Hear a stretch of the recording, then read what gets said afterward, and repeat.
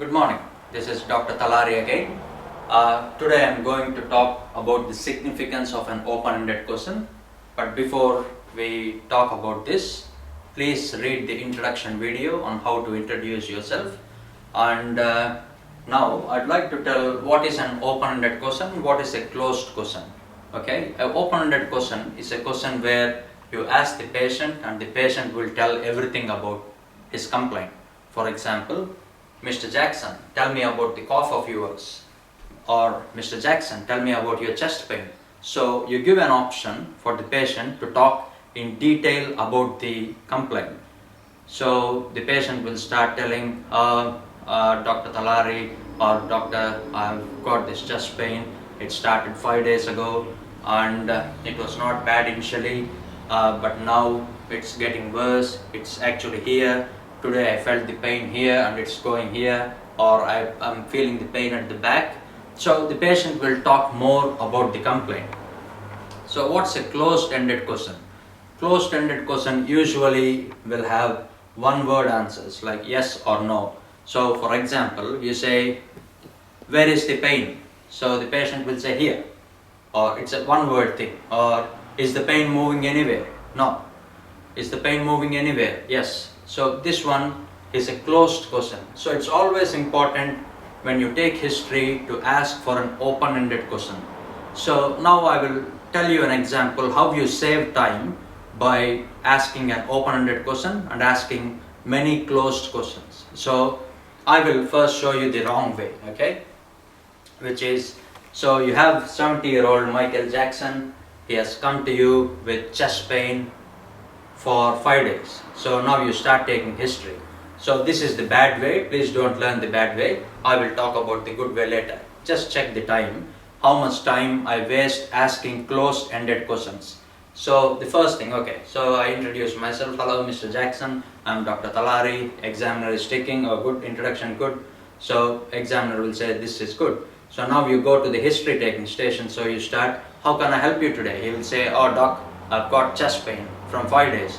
So if you start taking history by closed questions, you waste time. If you want, you can check the time. So you'll say, okay, where is the pain? The patient will say, it's here. So is the pain moving anywhere? The pain is going here, doctor. And how bad is it on a scale of 1 to 10? 3 out of 10, doctor. Okay. How bad is it when it's very bad? 20 out of 10, doctor. And anything making the pain worse? Yes, doctor, when I do some jogging. Anything making the pain better? When I have this GTN spray. Any other associated symptoms at all? He will say, I've got this funny feeling in the heart like palpitations. And then you might have forgot to ask something like what I've forgotten now. How did the pain start? Okay. So now the pain started suddenly, doctor. Okay. What were you doing when it started? I was actually watching television. And is it getting better, worse, or just the same? It's getting worse, doctor. That's why I came to see you. So now you see how much time you have wasted asking so many closed questions.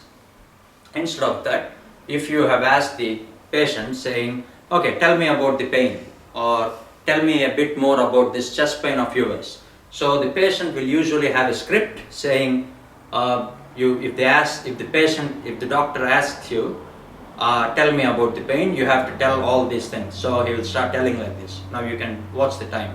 So tell me a bit more about the chest pain. He'll say, doc, I got this chest pain 5 days ago while I was sitting and watching a television show.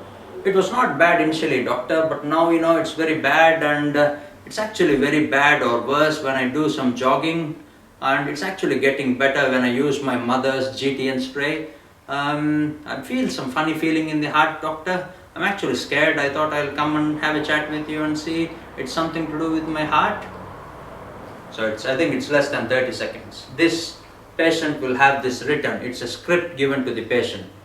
The examination is a drama and everyone is an artist there. Who performs well will pass the exam, because whatever you ask apart from this, what is given in the script, the patient will say no. So it will be there on the patient's script saying, if the doctor asks about the chest pain, say this. If the doctor asks, is the pain moving anywhere, say no. If he says this, say yes. So everything is a script. So you should be smart to save the time. It's very, very, very important you save the time by asking an open-ended question, and it's same with any case. So you're talking about cough, so you ask the patient, okay, tell me a bit more about the cough, or tell me about the cough, Mr. Jackson.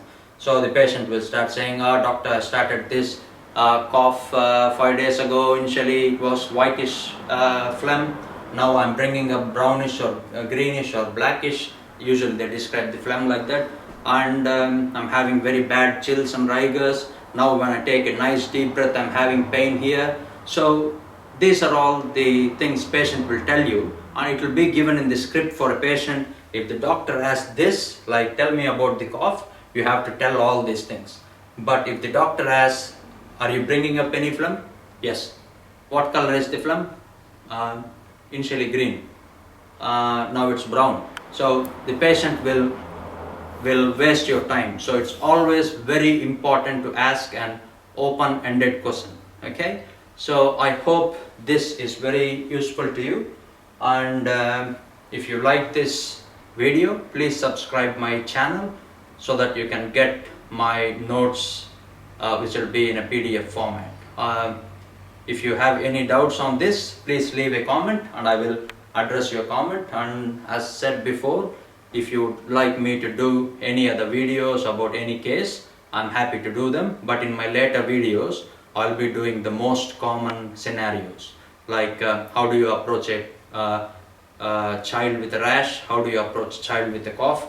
These are the very difficult ones. I used to have lots of problems when I was preparing for the exam. I didn't know how to approach a case. So then I started thinking, I started reading many books. I thought, okay, now I have an approach which I approach each and every case. It's a very systematic approach. You don't miss the diagnosis, you don't miss any questions, whether it's USMLE where the patient is sitting with a thing and putting the ticks, or it's an AMC exam or the PLAB exam where the examiner is sitting there with the whether you have asked all these things. It's very important to cover the most important things and the other important diagnosis. I will talk a bit more in my next video on how to take a focused history versus detailed history and the other ways of history taking. If you have any doubts, please feel free to leave a comment. Thank you very much.